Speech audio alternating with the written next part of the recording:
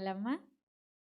దేవుడు తన పరిశుద్ధ గ్రంథములో అనేకమైన సంగతులు మనకి నేర్పిస్తూ వచ్చాడనమాట.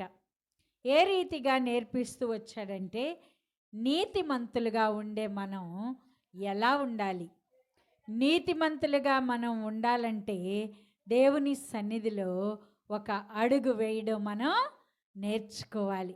ఎక్కడి వారం అక్కడే ఉంటే దాని వలన ప్రయోజనమేమీ లేదని మనం మాట్లాడుకుంటూ వచ్చాం.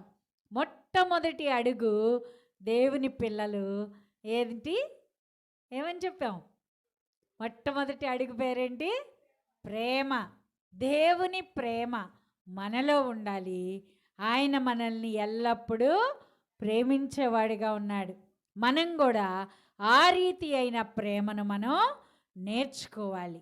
ఈ దినాన రెండో అడుగు ఏంటంటే సంతోషం. ఏంటది? అందరు నాతో చెప్పండి. సంతోషం. సంతోషం అనే దానిని రెండో అడుగుగా చెప్తూ వచ్చామన్నమాట. ఎందుకంటే దేవుని సన్నిధిలో ఉన్న మనం సంతోషించాలి. ఎందుకు సంతోషించాలి? మనందరం ఎందుకు సంతోషించాలి? ఇక్కడ ఒక ఆయన చెప్తా ఉన్నాడు అన్నమాట. ఏమని చెప్తున్నాడంటే, లూకాసు సువార్త 15వ అధ్యాయము 31వ వచనం.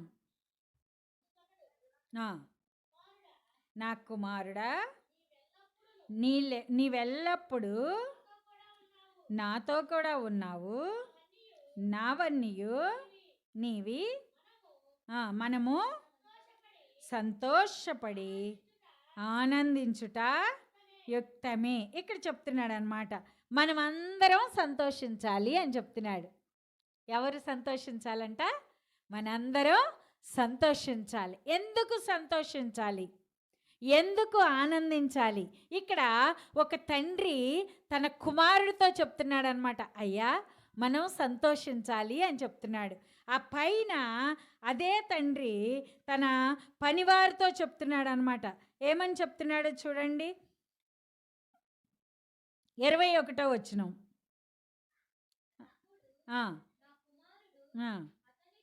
ఇక్కడ 22వ వచనం చదువునాను.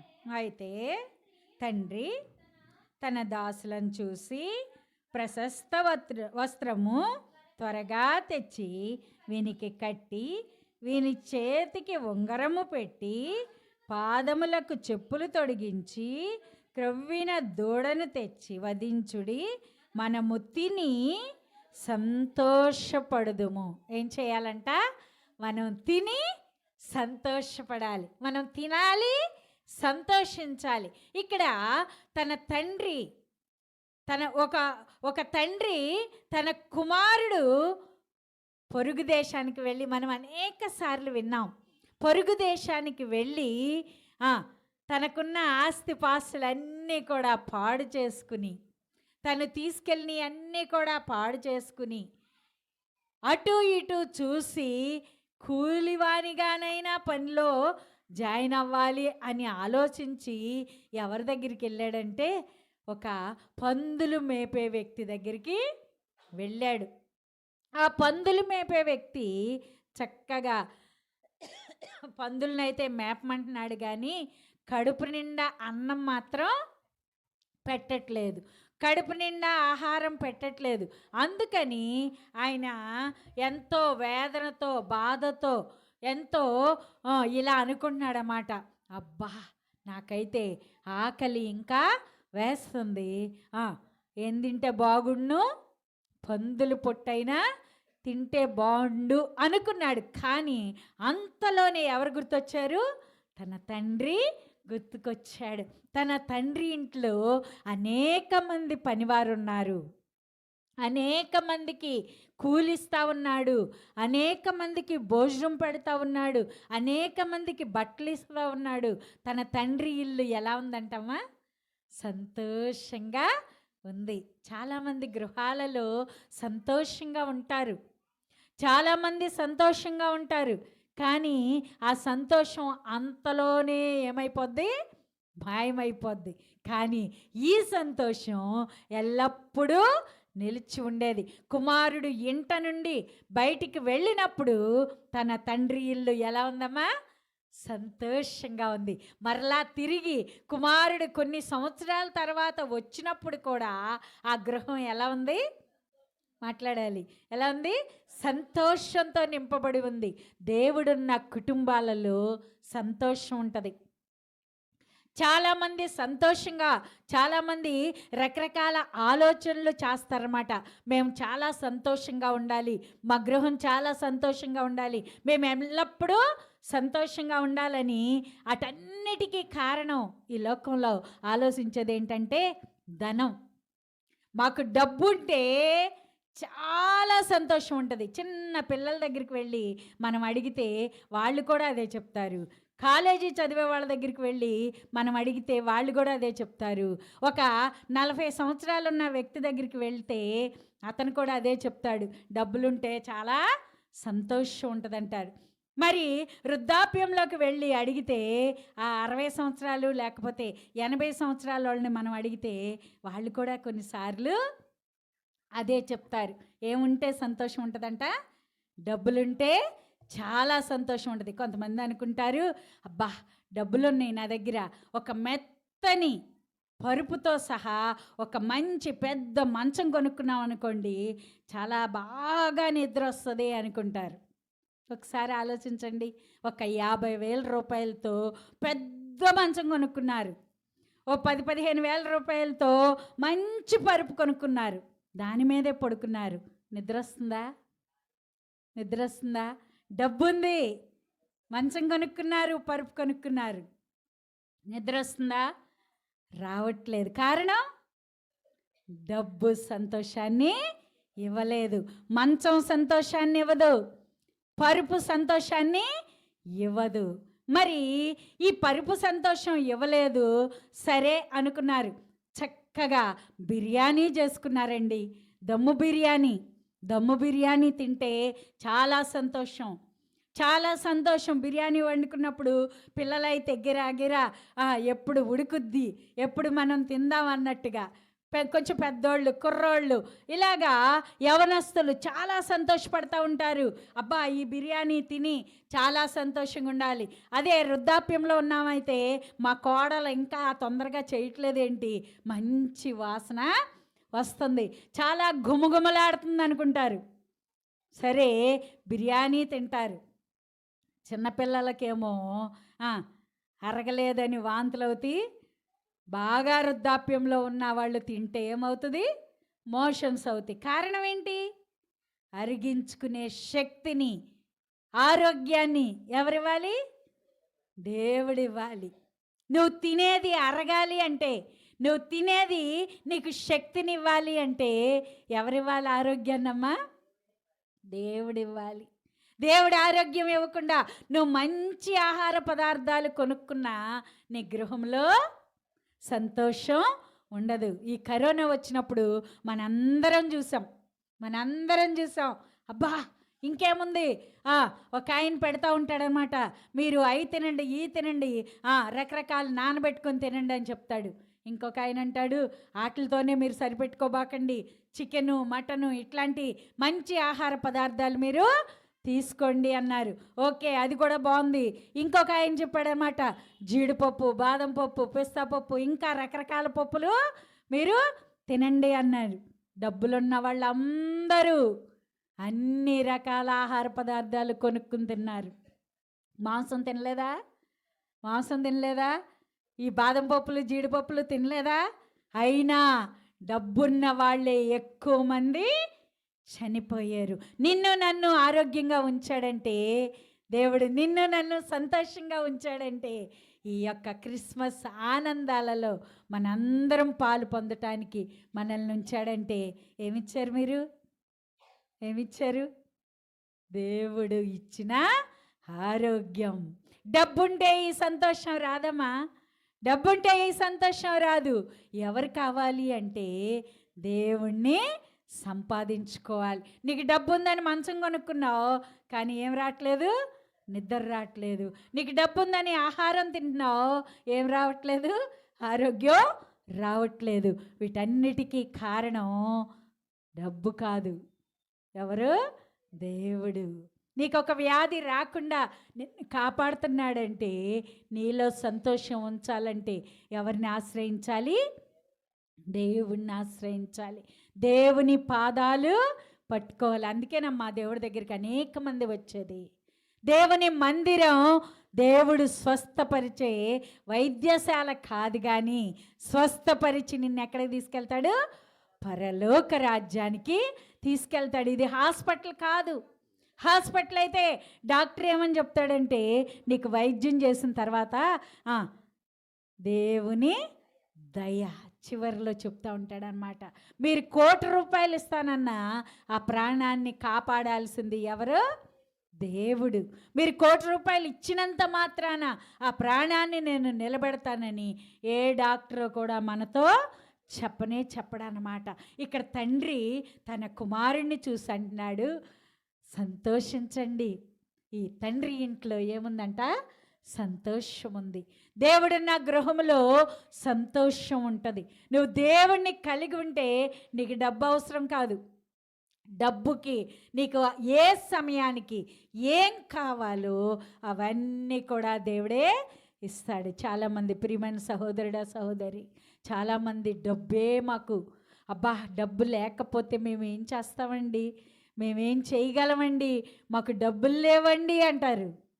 నువ్వు మంచి గృహం కట్టుకుని, మంచి ఆహారం తిని, మంచి వస్త్రాలు కట్టుకుని, అన్నీ చేసి వ్యాధిగ్రస్తులతో గృహములో ఆనందం లేకపోతే నువ్వు అవన్నీ సంపాదించుకున్నా ఏ ప్రయోజనం లేదు. నీకు మంచి ఆరోగ్యం ఇచ్చి, నీకు కంటి నిండా నిద్రిచ్చి, కడుపు నిండా తిండిచ్చి, నువ్వు చక్కని చిన్న పూరింట్లో ఉన్నా కానీ నీ అంత సంతోషమైన వాళ్ళు, నీకంటే ధనికులు ఈ లోకంలో ఎవరూ లేరు. నిజంగా దేవుడిచ్చే ఆనందాన్ని మనం పొందుకోవాలి. ఈ లోకంలో చాలామంది డబ్బు కోసం దేవుణ్ణి విడిచిపెట్టేస్తున్నారు. జబ్బు కోసం దేవుడి దగ్గరికి వస్తారు, కానీ అది తగ్గిపోయిన తర్వాత ఏమనుకుంటారంటే హాస్పిటల్కి ఎప్పుడు వెళ్తాం మనం? జబ్బు వచ్చినప్పుడే హాస్పిటల్కి వెళ్తాం. ఆ తర్వాత హాస్పిటల్కి వెళ్ళమన్నా వెళ్ళం. ఎందుకంటే అది హాస్పిటల్ కాబట్టి. కానీ దేవుని మందిరం హాస్పిటల్ కానే కాదు. హాస్పిటల్ లాగా మనం ఊహించుకోకూడదు. దేవుడు మనకి జబ్బు తగ్గించటం ఒక్కటే కాదు, సంపూర్ణ సంతోషాన్ని నీకు ఇవ్వాలని ఆయన కోరుకుంటున్నాడు. ఆయన ఇంట్లో దుఃఖం ఉండదంట, వేదన ఉండదంట, బాధ ఉండదంట. ఆయన ఇల్లు ఎక్కడా? పరలోక రాజ్యం. మీకు చాలాసార్లు పరలోక రాజ్యం గురించి చెప్పా. పరలోక రాజ్యంలో యవనస్తులులాగా ప్రతి వృద్ధులు కూడా అక్కడ ఉంటారు. వ్యాధి బాధలు ఎక్కడా కూడా ఉండవు. మరి మనం ఆకలి దప్పులు కూడా అక్కడ ఉండవు. పరలోకంలో ఎల్లవేళలా ఆయన్ని స్తుతించే సంతోషమే ఆ పరలోక రాజ్యంలో ఉంటుంది. ఆ పరలోక రాజ్యంలో ఎల్లప్పుడూ నువ్వు ఉండాలి, ఎల్లప్పుడూ ఆయన్ని స్తుతించాలి, ఎల్లప్పుడూ నువ్వు సంతోషం కలిగి ఉండాలంటే ఈ లోకంలో ఉండగానే నువ్వు దేవుని దగ్గరకు రావాలి. దేవుణ్ణి నీ హృదయంలోకి ఆహ్వానించాలి. దేవుడిచ్చే సంతోషాన్ని ఈ లోకంలో నువ్వు అనుభవించాలి. అందుకే చెప్తున్నాడు అనమాట. ఇక్కడ తప్పిపోయిన కుమారుడు తండ్రి ఇంటికి వచ్చినప్పుడు తండ్రి అంటున్నాడు, మనందరం సంతోషించుదాం. అక్కడ పెద్ద కుమారుడు చెప్తా ఉన్నాడు, మాట్లాడుతూ ఉన్నాడు. మనం చదువుకున్న 31వ వచనంలో, అయ్యా ఏంటి ఇవన్నీ చేస్తున్నావేంటి అంటే తండ్రి మాట్లాడే మాటలేంటో తెలుసా? కుమారుడా, నీవెల్లప్పుడూ నాతో కూడా ఉన్నావు, ఎల్లప్పుడూ ఆయన నీతో కూడా ఉంటానని వాగ్దానం చేశాడు కదా. సదాకాలము ఆయన మనతో ఉంటాడు, సదాకాలము ఉండే దేవుడు. కాబట్టి మనం ఎల్లప్పుడూ ఎలా ఉండాలంటమ్మా? సంతోషంగా ఉండాలి, సంతోషించాలి, దేవుణ్ణి స్తుతించాలి. మరి మనం పాత నిబంధనలో ఇన్ని అధ్యాయాలు, ఇన్ని పుస్తకాలు ఉన్నాయని మనం చెప్పుకున్నాం. ఏమని చెప్పుకున్నాం? పాత నిబంధనలో ఉండే పుస్తకాల గురించి చెప్పుకున్నాం. అలాగే కొత్త నిబంధనలో సువార్తలు ఉన్నాయి అన్నమాట. ఈ సువార్తలు ఎన్ని అంటే 4. ఎన్ని సువార్తలు? 4 సువార్తలు క్రొత్త నిబంధనలో ఉన్న ఈ 4 సువార్తల్లో లూకా సువార్త చూసుకుందాం. లూకా సువార్త 2వ అధ్యాయము.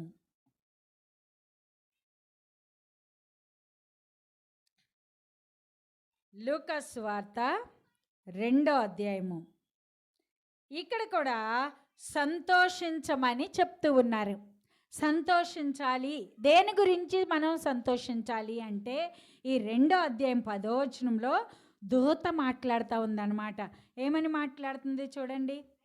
అయితే ఆ దూత, భయపడకుడి, ఇదిగో ప్రజలందరికీ కలుగబోవు మహా సంతోషకరమైన సువర్తమానము నేను మీకు తెలియజేయుచున్నాను.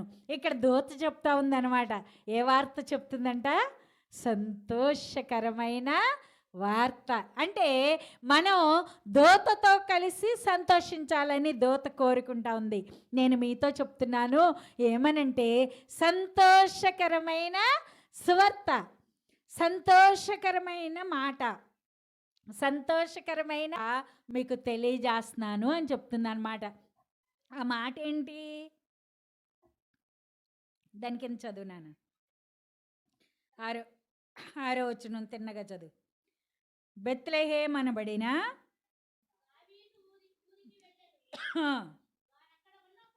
చాలు 4వ వచనం కలిపి.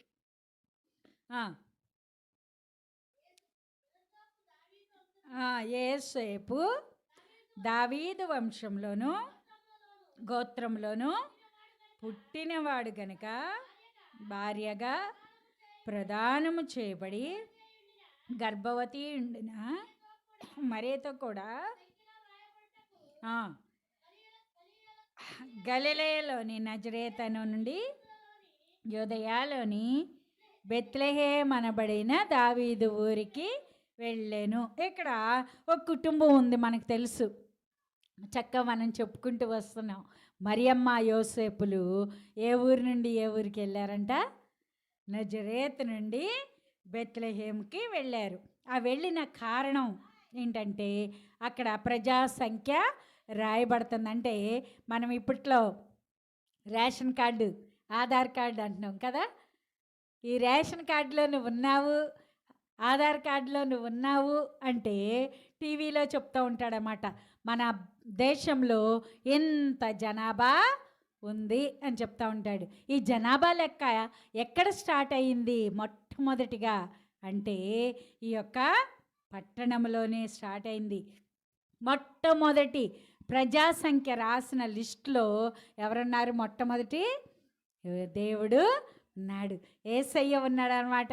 ఎందుకంటే ఆ యేసయ్య ఉండబట్టే యేసయ్య పుట్టిన దగ్గర నుండి అంతకు ముందున్న కాలాన్ని ఏమన్నారు? క్రీస్తు పూర్వము అన్నారు. యేసయ్య పుట్టిన తర్వాత ఏమన్నారు? క్రీస్తు శకము అన్నారనమాట. అట్లాగా యేసయ్య పుట్టాడనమాట. ఈ యేసయ్య పుట్టిన వార్త ఎవరు చెప్తున్నారు? మొట్టమొదటిగా దూత చెప్తా ఉంది. ఏమని చెప్తుందంటే మీరందరూ నాతో కూడా సంతోషించండి. దూత సంతోషపడిందా? సంతోషపడలేదా? ఒకటి, దూత సంతోషించింది. దూత సంతోషపడుతూ సంతోషకరమైన వార్త చెప్తూ ఉందన్నమాట. ఇప్పుడు ఈ సంతోషకరమైన వార్తని రకరకాల వాళ్ళు విన్నారు కదా. దూత చెప్పినప్పుడు మొట్టమొదటిగా ఎవరు విన్నారు? గొర్రెలు కాసుకునే వ్యక్తులు విన్నారన్నమాట. ఈ మొట్టమొదటి వార్తని గొర్రెలు కాసుకునే వ్యక్తులు విన్నారు. విని వాళ్ళు దేవుని సన్నిధిలో ఏం చేశారు? ఏడ్చారా? అమ్మో ఇంత బాధ వచ్చింది ఏంటో, ఆయన పుట్టాడంట, ఎక్కడో పుట్టాడంట, ఏం వెళ్తాంలే, కాళ్ళు నొప్పులు, చేతుల నొప్పులు, నడువు నొప్పి, తలనొప్పి, రకరకాల జబ్బులు అని వాళ్ళు వెనక్కి తగ్గారా? ఎంత మాత్రం తగ్గల. దూత ఎలాగా సంతోషకరమైన వార్త చెప్పిందో అదే రీతిగా వాళ్ళందరూ కూడా సంతోషిస్తూ వెళ్ళారంట. యేసయ్యని చూశారంట. మరలా ఎలా వచ్చారంట? సంతోషంతో తిరిగి వెళ్తూ ఉన్నారంట. నిజంగా దేవ్ ఇక్కడ చూడండి 13వ వచనంలో చదువుకుందాం. వెంటనే ఆ, ఆ దూతతో కూడా నుండి సర్వోన్నతమైన స్థలములలో దేవునికి మహిమయు ఆయనకిష్టమైన మనుషులకు భూమి మీద సమాధానమును కలుగును గాక అని దేవునికి స్తోత్రము చేయుచుండెను. ఇక్కడ చెప్తున్నాడన్నమాట. ఇక్కడంట దూత ఒక్కటే, చాలామంది అనుకుంటారు దూత ఒక్కటే వచ్చింది అనుకుంటారు. ఒక్కటే రాలా, దూతల సమూహం ఎక్కడికి వచ్చేసినాయి అంట, భూమి మీదకి దిగొచ్చేసినాయి. దూతల సమూహం దిగివచ్చి సంతోషిస్తూ ఉన్నాయి. ఎక్కడ సంతోషిస్తున్నాయి అంటే, ఎక్కడైతే యేసయ్యను పడుకోబెట్టారో ఆ పశువుల పాకలోకి ఎవరు వచ్చేసారు, దేవుని దూతల సమూహం వచ్చేసింది. దేవుని దూతల సమూహం ఆయన్ని స్తుతిస్తున్నాయి అంట. ఆయన్ని స్తుతిస్తూ సంతోషిస్తూ ఎంతో గాన ప్రతిగానాలు చేస్తూ ఉన్నాయి. జోలపాట ఎవరు పాడారు? మరియమ్మ తల్లి కాదు పాడింది, ఎవరు పాడారు? దేవుని యొక్క దూతలు. ఆ యొక్క స్థలం అంతా కూడా దూతలతో నిండిపోయింది, దూతల సమూహంతో నిండిపోయింది. అంత మాత్రమే కాదు, ఇక్కడ దూత చెప్తున్నాడు, ఎవరైతే యేసయ్య దగ్గరికి వస్తారో, ఎవరైతే యేసయ్యను పూజిస్తారో, ఎవరైతే యేసయ్యను ఆరాధిస్తారో, ఎవరైతే యేసయ్య మందిరంలోకి వస్తారో వాళ్ళకంట ఏమిస్తానంటున్నాడు? సరిగ్గా చూడండి, మళ్ళొకసారి నేను చదువుతాను. సర్వోన్నతమైన స్థలములలో దేవునికి మహిమయు ఆయనకిష్టులైన మనుషులకు భూమి మీద సమాధానము. అబ్బా, ఎంత ఆనందం అండి ఇది నాన్న. ఆయనకి ఇష్టమైన మనుషులకంట భూమి మీద ఏముంటుంది? సమాధానం ఉంటుందంట, సంతోషం ఉంటుందంట. ఆయనకి ఇష్టమైన మనుషులకే సమాధానం ఉంటుంది. అంతేగాని డబ్బు వల్ల సమాధానం రానే రాదు. మంచి ఆహారం తినడం వల్ల సమాధానం రానే రాదు. మంచి వస్త్రాలు ధరించుకోవడం వల్ల సంతోషం రానే రాదు. బంగారం కొనుక్కుని ధరిస్తే అది కొద్ది కాలమే, కొంతసేపే మనకి సంతోషాన్ని ఇస్తుంది. కానీ శాశ్వత కాలమైన సంతోషంలో నువ్వు పాలు పొందాలంటే దేవుడు ఏం చేశాడు? బంగారాన్ని వీధుల్లో పరిచాడంట. ఆ బంగారపు వీధుల్లో నిన్ను నన్ను నడిపించాలని ఆయన కోరుకుంటా ఈ లోకంలోనంట ఎవరైతే ఆయన దగ్గరికి వస్తారో ఆయనకి ఇష్టలైన మనుషులకంట ఏంటది? సమాధానం. ఆయనకి ఇష్టలైన మనుషులకి ఈ భూమి మీద సంతోషాన్ని సమాధానాన్ని ఇస్తున్నారంట. అంత మాత్రమే కాదు, వీళ్ళందరూ కూడా గొర్రెల కాపరులు మొట్టమొదటిగా వెళ్ళారు. వెళ్ళి ఆయన్ని చూసి ఆయన్ని స్తుతిస్తూ, ఇక్కడ 20వ వచనం చదువునానా. అంతటా ఆ గొర్రెల కాపరులు తమతో చెప్పబడినట్టుగా తాము విన్న వాటిని కన్న వాటిని గూర్చి దేవుని మహిమపరచుచు స్తోత్రము చేయుచు తిరిగి వెళ్ళిరి. ఎలా వెళ్ళారు వీళ్ళు? నోరు మూసుకుని, నేను ఎవరితో మాట్లాడకూడదు, మేమేదో చూసాంలే, మేమేదో పొందుకున్నాంలే, ఏదో యేసయ్య దగ్గరికి వెళ్ళాంలే, ఆ సంతోషంలో అక్కడ ఉన్న దూతలందరూ దేవుణ్ణి స్తుతిస్తూ ఉండగా మేము కూడా వాళ్ళతో పాటు స్తుతించాం, సంతోషించాం. ఇంకా పర్వాలేదు, అయిపోయింది, ఆ పని అయిపోయింది. మనం నోరు మూసుకుని చక్కగా ఎవరితో ఏం మాట్లాడకుండా సైలెంట్గా వెళ్ళిపోదాం అనుకున్నారా? ఎంత మాత్రం ఆ రీతిగా అనుకోలేదు. వాళ్ళు చూసిన వాటినంట చూడండి, కన్న వాటిని విన్న వాటిని. అక్కడికి వెళ్ళారు కదా, మరి అమ్మ కొన్ని మాటలు చెప్పింది కదా. మన ఇంటికి ఎవరైనా చుట్టాలు వచ్చినప్పుడు మనం ఏం చేస్తాం? ఒక్కలమే మాట్లాడతామా? అమ్మ మాట్లాడుతూ ఉంటుంది. చిన్నపిల్లలు కూడా ఏదో ఒక సంగతి వాళ్ళకి ఇష్టమైన సంగతులు చెప్తూ ఉంటారు. అట్లాగే మరియమ్మ కొన్ని సంగతులు చెప్పింది. యోసేపు గారు కొన్ని సంగతులు చెప్పారు. అక్కడ చూడటానికి వచ్చిన వారు కొన్ని సంగతులు చెప్పారు. ఇవన్నీ అయిపోయినాక ఆ గొర్రెల కాపర్లు యేసయ్యను చూసి సంతోషించి దోత వాళ్ళతో చెప్పిన సంగతులు చెప్తూ వాళ్ళంట సంతోషంగా తిరిగి వెళ్తూ అందరికీ చెప్తున్నారంట. ఏం చేస్తున్నారంట? అందరికీ చెప్తున్నారు. ఏమని చెప్తున్నారు? కన్న వాటిని, విన్న వాటిని అన్నీ. అంటే వాళ్ళు చూసిన దాన్ని చెప్తున్నారు, అక్కడికి వెళ్ళాక విన్న వాటిని కూడా చెప్తూ ఉన్నారు. ఇవన్నీ చెప్తూ దేవుణ్ణి గురించి సంతోషిస్తూ తిరిగి వెళ్ళారు. మరి నువ్వు దేవుని మందిరానికి వస్తున్నావు కదా. దేవుని మందిరానికి వచ్చినప్పుడు నీ జీవితంలో ఎన్నో గొప్ప కార్యాలు దేవుడు చేస్తూ ఉన్నాడు. మరి నువ్వు ఎవరికైనా చెప్తున్నావా? నాతో పాటు నువ్వు కూడా సంతోషించమ్మా, నువ్వు కూడా సంతోషించు.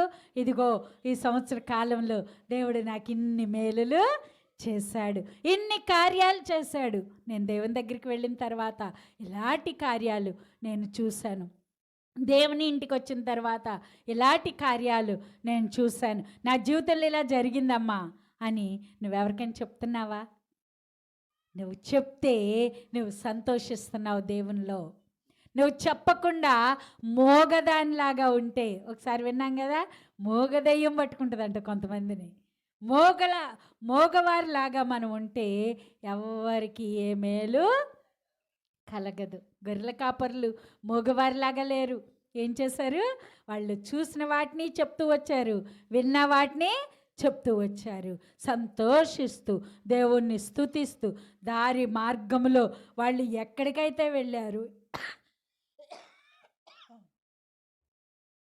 ఎంత దూరం వెళ్ళారు అంత దూరం, వెళ్ళినంత దూరం కూడా ప్రకటన చేసుకుంటూ అందరికీ చెప్తూ అందరితో సంతోషిస్తూ తిరిగి గృహానికి చేరారు. మరి వారి సంతోషం నిలిచి ఉంటుందా ఉండదా? ఉండదా? వాళ్ళు జీవించినంత కాలం కూడా చెప్తూనే ఉన్నారు. కారణం ఏంటంటే దేవుని ఇంట్లో ఏముండాలి? సంతోషం ఉండాలి. దేవుని ఇంటికి వచ్చిన వారికి ఏముండాలి? సంతోషం ఉండాలి. ఏ వారం కావారమే దేవుడు మన పక్షాన చేసిన మేలులను మనం స్తుతించాలి. నేను చెప్తూ ఉన్నాను కదా, నీకు నిద్ర రావట్లేదంటే ఓ దేవుణ్ణి స్తుతిస్తూ దేవుని సన్నిధిలో గడిపితే ఆ యొక్క గంటలు ఎక్కడ రాసుకుంటాడు దేవుడు? చాలామంది అమ్మా మాకు నిద్ర పట్టట్లేదని బాధపడుతూ ఉంటారు. బాధపడొద్దమ్మా. దేవుని సన్నిధిలో నీవు ఉంటే ఏమిస్తాడు? నీకు సంతోషం ఇస్తాడు, ఆనందం ఇస్తాడు. దేవుని స్తుతించు. నీకు మెలకుగా ఉన్నంతసేపు కూడా దేవుడు ఏం చెప్పాడంటే రాత్రి కాలంలో నిద్రపోవాలి, పగటి కాలంలో పనులు చేసుకోవాలి. 6 దినాలు కష్టపడండి, 7వ దినాన నా మందిరంలోకి వచ్చి మీరు నన్ను స్తుతించండి అని చెప్పాడు. అలాగే మనం కూడా 6 దినాలు కష్టపడి 7వ దినాన దేవుని మందిరంలో ఆనందిస్తూ ఉన్నాం, దేవుని మందిరంలో సంతోషిస్తూ ఉన్నాం. అంతేగాని దేవుని మందిరానికి వచ్చి నిద్రపోవటానికో, లేకపోతే ఏదో పనులు చేసుకోవటానికో, ఏదో ఆలోచించటానికో, లేకపోతే రకరకాల ఆలోచనలు కలిగి ఉండటానికో దేవుని మందిరానికి మనం రావట్లేదు. ఎందుకు వస్తున్నామంటే దేవుణ్ణి స్తుతించడానికి వస్తూ ఉన్నాం. దేవుడు 2వ మెట్టుగా మనలో ఏం కలిగి ఉండాలంటున్నాడంటే సంతోషం కలిగి ఉండాలి. దేవుడు నీ పక్షాన నీ జీవితంలో చేసిన మేలన్నిటినీ కూడా ఆ యొక్క గొర్రెల కాపర్లు ఏ రీతిగా అనేక మందికి తెలియజేసి అనేక మందిని దేవుని యొక్క సన్నిధికి తీసుకొస్తా ఉన్నారు. ఆ రీతిగా మనం కూడా మనకి పరిశుద్ధ గ్రంథంలో అన్ని సంగతులు రాయలేదు, కానీ గొర్రెల కాపరులు చెప్పిన తర్వాత గొర్రెల కాపరుల మాటలను విని ఎంతమంది దేవుని దగ్గరికి వెళ్ళారో తెలుసా? వేల జనం దేవుని సన్నిధికి వెళ్తూ వచ్చారు. ఎందుకంటే దేవుని గురించి అన్ని ప్రాంతాలలో తెలిసిపోయింది. ఏ రీతిగా తెలిసింది? వేల జనం ఆయన సువార్త చెప్పినప్పుడు, ఆయన సువార్తకు వెళ్ళినప్పుడంట ఒక్కొక్క చోట ఎలా చెప్పాలో తెలియక ఆ మనుషులందరికీ కనబట్టలేదనంట. దేవుడు ఏం చేశాడంటే ఆ సముద్రంలో ఉన్న ఆ యొక్క పడవని ముందుకు తోసి, పడవలో యేసయ్య ఉంటే గట్టి మీద ఉన్న వేల జనం యేసయ్య వైపు చూశారు. ఇంతమందికి ఏ రీతిగా తెలిసిపోయింది 30 సంవత్సరాల్లో? మనం ఈ మందిరం స్థాపించి ఎన్ని సంవత్సరాలైంది? 15 సంవత్సరాలు. 16వ సంవత్సరంలోకి వచ్చేస్తున్నాం.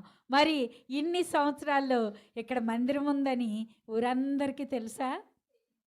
కారణం కారణం నువ్వు నోరు తెరవాలి. నువ్వు నోరు తెరిచి అనేక మందికి తెలియజేస్తే దేవుని ఇంటికి వారు కూడా వచ్చి వారు కూడా ఏం చేస్తారు? సంతోషిస్తారు. ఈ దినాన దేవుడు మనతో మాట్లాడుతూ ఉన్నాడనమాట. ఈ క్రిస్మస్ దినాలలో దేవుడు ఏం చెప్తా ఉన్నాడంటే దేవుని ఇంటిలో ఏముంటుందమ్మా? సంతోషం. దేవుని ఇంట్లో సంతోషం ఉంటుంది. అదే సంతోషం నీ హృదయంలోనికి రావాలి, నీకు రావాలి. నువ్వు అనేక మందికి తెలియజేయాలి. నువ్వు పొందుకున్న మేలుల గురించి, నువ్వు పొందుకున్న సంతోషాన్ని అనేక మందికి ప్రచురం చేయాలి. అప్పుడు వాళ్ళు కూడా దేవుని ఇంటికి వచ్చి ఈ సంతోషంలో పాలి భాగస్తులుగా అవుతారు. అందుకే ఈ తప్పిపోయిన కుమారుడు తిరిగి వచ్చినప్పుడు తండ్రి ఏమంటున్నాడు? కుమారుడు రావడానికి గల కారణం ఏంటి? కుమారుడు తిరిగి రావడానికి గల కారణం ఏంటి? తన తండ్రి ఇంట్లో ఉన్న సంతోషం గురించి కుమారుడికి తెలుసు. అందుకని నా తండ్రి ఇంట్లో అనేకమైన వారు ఉన్నారు, వారందరూ నా తండ్రితో కలిసి సంతోషిస్తూ ఉన్నారు. నేనైతే ఇక్కడ బాధలు పడుతున్నానని ఆ యొక్క కుమారుడు తిరిగి వచ్చాడు. అయితే తండ్రి ఏ రీతిగా సంతోషం కలిగి ఉన్నాడు, ఆ రీతిగా కుమారులు ఇరువురు కూడా సంతోషం కలిగి ఉండాలని ఆ తండ్రి కోరుకున్నాడు. అలాగే ఈ గ్రామంలో ఎంతమంది ఉన్నారు, ఎన్ని కుటుంబాలు ఉన్నాయో, ఎంతమందిని దేవుడు ప్రేమిస్తున్నాడు అంటే లోకమంతటిని కూడా దేవుడు ప్రేమిస్తూ ఉన్నాడు. లోకంలో ఉన్న వారందరూ కూడా దేవుణ్ణి స్తుతించాలని, దేవుణ్ణి ప్రార్థించాలని, దేవుని నుండి అనేక ఈవులు పొందుకోవాలని, అనేక ఆశీర్వాదాలు పొందుకోవాలని, ఆ యొక్క పరలోక రాజ్యంలో ఉన్న ఆ యొక్క సంతోషాన్ని ప్రతి ఒక్కరూ అనుభవించాలని యేసయ్య కోరుకుంటా ఉన్నాడు. అందుకే అందరినీ ప్రేమతో ఏం చేస్తున్నాడు? పిలుస్తూ ఉన్నాడు అనమాట. అందరినీ పిలుస్తూ ఉన్నాడు. ఆనాడు దూత వెళ్ళి గొర్రెల కాపర్లకి ఒక్కరికే చెప్పింది. దూత ఆ గొర్రెల మంద కాస్తున్న వాళ్ళకి ఒక్కరికే చెప్పింది. కానీ ఆ గొర్రెల కాపర్లు ఎంతమందికి చెప్పారు? ఎంతమందికి చెప్పారు? ఇక్కడికి మీ సేవకుడు ఒక్కడే వచ్చి మీకు సువార్త అందిస్తున్నాడు, కానీ మీరు వెళ్ళి ఎంతమందికి చెప్తున్నారు? దేవుడు చేసిన మేళ్ళు మీరు చెప్తే దేవునికి మహిమ. మీరు ఆయన సంతోషంలో పాలి భాగస్థులై ఉన్నట్లు, ఆయన సంతోషంలో పాలి భాగస్థులుగా మీరు ఉండాలి అంటే మీ నోరు తెరవాలి. మీరు నోరు తెరవాలి. మీరు ఈ యొక్క గొర్రెల కాపర్లు కన్నవాటిని విన్నవాటిని గూర్చి దేవుణ్ణి మహిమపరిచారంట. ఆ రీతిగా మనం కూడా మహిమపరచాలని దేవుడు ఈ దినాన కోరుకుంటా ఉన్నాడు. మన సంఘంలో ఈ క్రిస్మస్ మరింత సంతోషంతో, మరింత ఆనందంతో మనం చేసుకోవాలి అంటే మనకి తెలిసిన వారందరికీ కూడా దేవుని గురించి మనం తెలియచేయాలి, అందరినీ ఆహ్వానించాలి. అందరం కలిసి ఏం చేయాలి? ఈ సంతోషములో పాలి భాగస్థులుగా ఉండాలని మనందరం ఈ దినం నుండి ప్రార్థన చేద్దాం. అలాంటి సంతోషం మా సంఘానికి, మాకు, మా బిడ్డలకు, మా గృహములో అందరికీ కావాలి ప్రభువా అని దేవుని సన్నిధిలో ప్రార్థన చేద్దాం. ప్రార్థన